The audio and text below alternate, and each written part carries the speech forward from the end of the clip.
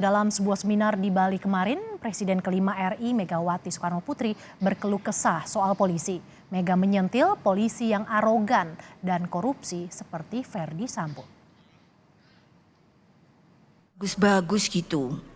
Coba Toyo, apa sih Pak yang dicari sama polisi sekarang? Datang nih, apa namanya ini? Mantan Kapolri waktu ada peristiwa Sambo.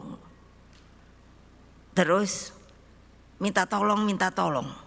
Ibu tolong dong, jangan kami dengar karena keadaan seperti itu. Polisi kemungkinan akan ditaruh lagi digabung lagi atau ditaruh di sebuah kementerian. Ngamuk lah saya.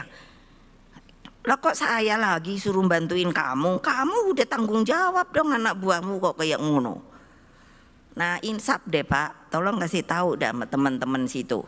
Saya sampai ngelihat Pak Sambo itu, kesian loh. Kok bisa yuk? Saya mikir gitu kan, apalah maunya.